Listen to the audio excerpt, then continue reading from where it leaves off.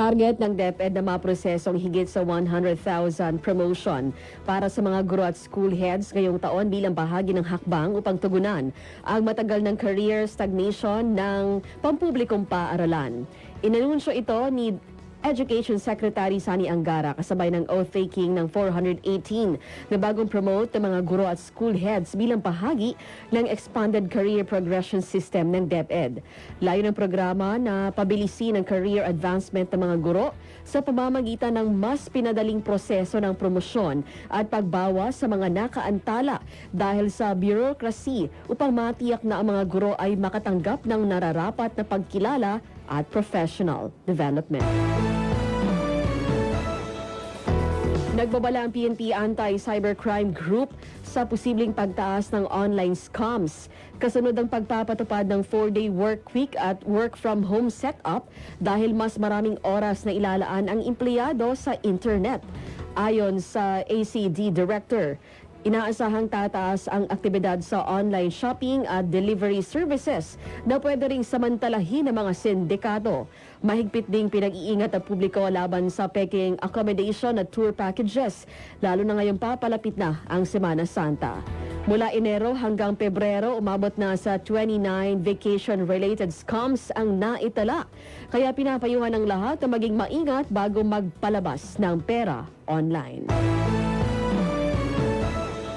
Nanindigan ng Armed Forces of the Philippines na mananatili ang suporta ng US sa Pilipinas sa kabila ng redeployment ng ilang missile systems mula sa South Korea patungo Middle East.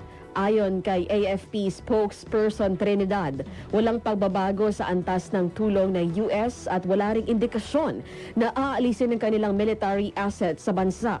Kabilang sa mga ito ang Typhoon missile system at Navy Marine Expeditionary Ship na system na ginagamit ng mga military exercises katulad ng balikatan at hiwalay na sitwasyon sa South Korea. Kabilang binanggit din ng Philippine Enhanced Resilience Act na nagbibigay ng 2.5 billion na US dollars sa security assistance habang pinagtibay naman ng EDCA sites ay para sa mutual defense at humanitarian aid, hindi para sa offensive operation. Paigtingin ng Department of Labor and Employment o DOLE ang kanilang employment facilitation services upang mapabuti ang trabaho para sa mga Pilipino. Ipinakita ng DOLE ang kanilang social media post ang mga programa sa ilalim ng Philippine Labor and Employment Plan 2023-2028 at Trabaho para sa Bayan Plan 2025-2034. Kabilang ang skills development, youth employment at suporta sa micro-enterprise. Binanggit din na pinalalakas nila ang serbisyo ng Public Employment Service Offices o PESO na matatagpuan sa mga pangunahing lungsod at bayan na konektado sa DOLE. Ayon sa PSA, bumaba ang employment rate noong January 2026.